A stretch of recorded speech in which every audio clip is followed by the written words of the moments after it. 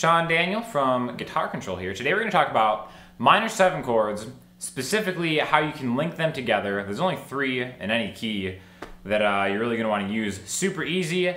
Everything you have to learn for this happens on 1 fret, so why wouldn't you learn this? Make sure to click the link below. It's only 3 chord voicings and kind of a little trick that you can do, and we're going to get started right away. Now this is going to be in the key of A minor, which happens to be the same key as the key of C. So these are going to be chords you probably already know for sure. We're going to be going on an A minor, D minor, and E minor. Now the first way you learn these chords is like A minor like this, D minor like this, and E minor like this, okay? Now you can always replace those with minor 7 chords. I remember I first, I played basic minor triads, as they're called, 3-note chords for the longest time.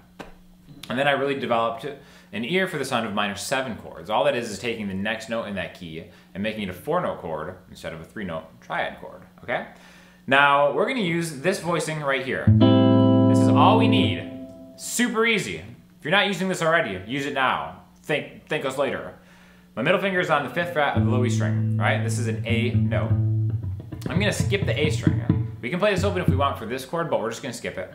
And then my ring finger is gonna grab the 5th fret on the D, G, and B strings, okay? So the way I'm playing it fingerstyle, you can do the same thing with a pick, because even if you strum it, your middle finger can lay on top of the A string, and you're kind of skipping it, right? But I think it's a little more poppy with like a fingerstyle kind of chord type deal, right? So, a lot of different ways to play it. Play it with 1 finger if you want. I think to get the best tone, personally, I found middle finger on the 5th fret, ring finger here is gonna sound best, okay? So, conceptually, it's super easy because it's 1 fret all the way down, right? Now this is taking the place of an A minor chord, A minor 7 chord. Any of those chords in that key can become a minor 7 chord. So we just have to find out where the root note is that we're going to, and then apply this shape. Remember, we said A, D, and E were the minor chords in the key of A minor, the key of C major, right? So this is going to be the first chord we're starting with. Now to always find, if we're in the key of A minor, to always find the next minor chord, we can just go from 5 to 10, 5 frets away, however you want to see that. It's great if you kind of think in scale degrees, as far as like, okay, maybe A is my first chord, B minor 7 flat 5 is my 2nd chord, C major is my 3rd chord, D minor is my 4th chord. However you want to get to it, the spacing between these is going to be the same, from A to D. So now I've got the 10th fret. The exact same thing is going on. 10th fret of the low E string. There's my root note. There's the D note. My ring finger is grabbing what's called the minor 7th of this chord. This is what makes it a minor 7 chord. That's what separates D minor 7 from a D minor. Okay? Kind of a subtle difference, but I think it does add a lot of character to your playing and also opens up a lot of tonal opportunities that we're going to talk about as soon as we talk about the next minor chord in this key, which is always a step away, 2 frets away from that one. D minor to E minor. Up higher than D minor to E minor in an open position, okay? So first let's try to get as comfortable as we can switching between in any order. Really it's just 5 to 10 to 12. I think it sounds cool if you slide it. And then maybe try going 5 to 12 to 10. Okay, so first of all, that's just one thing that's, you're always going to be able to find these intervals in relation to each other. I'm sure there's a lot of songs you already know that have like a minor, D minor, and E minor in them. Maybe they're just like in the key of C. Maybe they're sprinkled in between major chords. You can also do open chords and kind of just, sneak these voicings in. Like maybe it's a song in the key of like C major to G, A minor.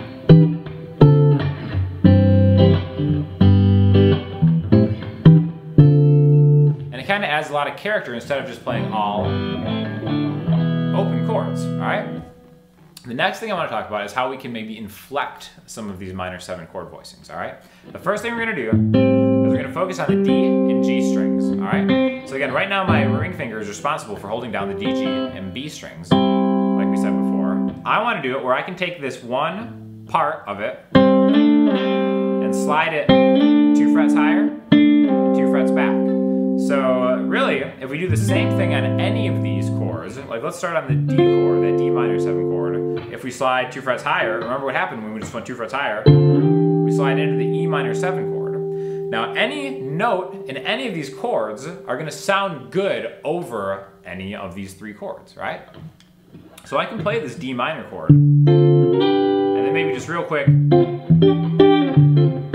then just grab a couple of these, or all of them, or move the whole chord back and forth.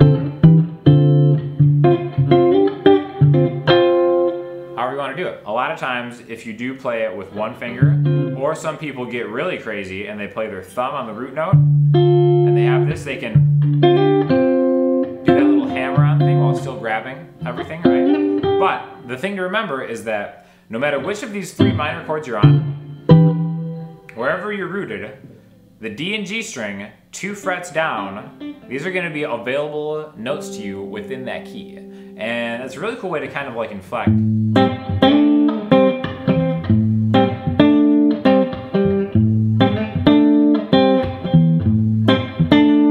Whichever one you're playing, D, E,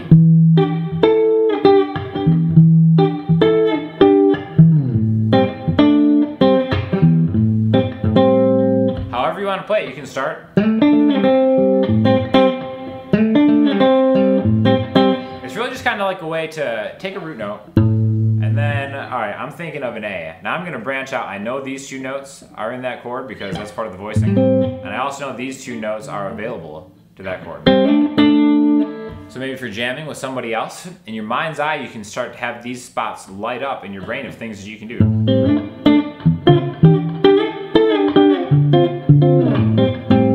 Okay, so this is just one key that we've done it in. All of the spacing between these chords is going to work for any other key. Let's take another really common key, the key of G, all right? The 3 minor chords in that key are going to be A minor, B minor, and E minor, also known as the key of E minor for focusing a lot on an E minor. Now the easiest minor 7 chord in the game is E minor 7, which is just the open strings, like we said before, open E, open D, open G, and open B. Okay, another way to play this would be an octave higher, which is the 12th fret. Okay, this is just a pitch higher than open. Now the nice thing about the fretted version is you have more control over where it stops.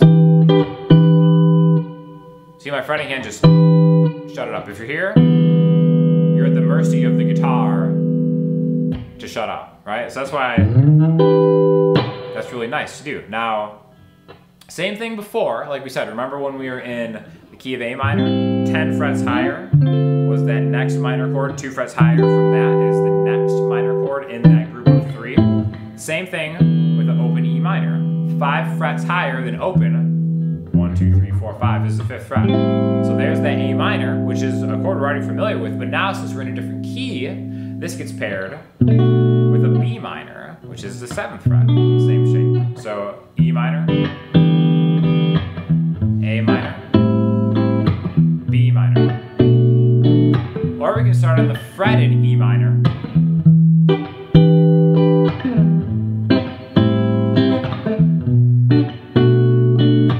And then we can have the same inflection.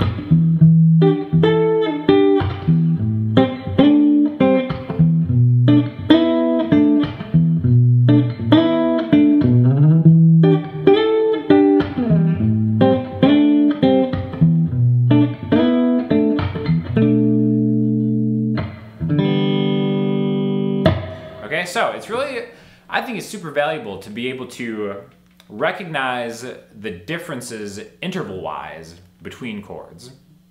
It's something that really helps you out because you learn one thing that you can do over a minor chord or a major chord or whatever, and then be able to recreate it on different parts of the fretboard. And what you'll find is that the fretboard, the unknown parts of the fretboard will shrink as you kind of grow your understanding of where a chord voicing is, what you can do on top of that chord voicing, how it relates to other chords around it. Maybe the next step for you after you get that down is maybe taking a root note and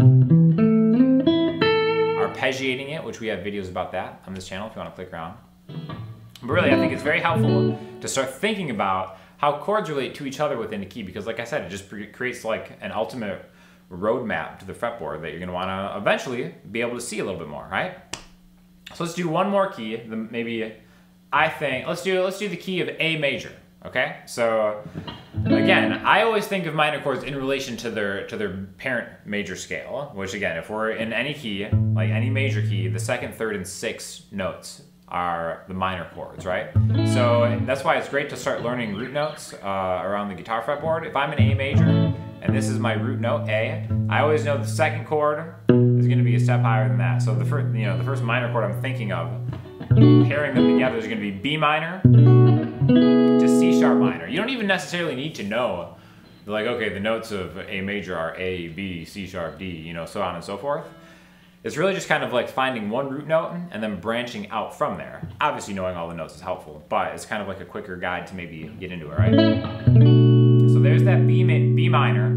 We're pairing that with the next chord, which is a step higher, 2 frets away, C sharp minor. And remember, we can use that same trick before where we took the minor scale and went 5 notes higher. So I'm not even thinking about, you know, what the minor scale is. I just know that 5 notes, 5 frets below where my first of these 2 minor chords that are right next to each other is, 7 minus 2 is F sharp minor.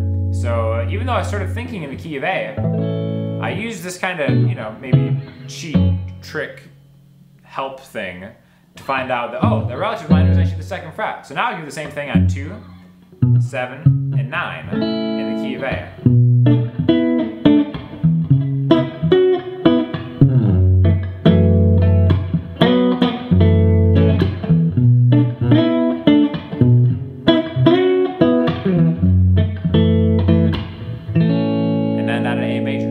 All these are interchangeable with major chords. I just wanted to link the 3 minor chords together because it's a good way to kind of just maybe chunk information together. I always found that was like an easier way for me to personally remember some of this stuff. So hope you learned something. Let me know if you have any questions, any more stuff you guys want to see. Let us know in the comment section. And make sure to click around. There's a lot of great videos by myself on the Guitar Control channel here. A lot of other great instructors kind of take a different approach that might be more helpful to you. And again, like I said, we're always looking for your feedback, so let us know what you want to see more of, and we'll talk to you all soon. Thanks a lot.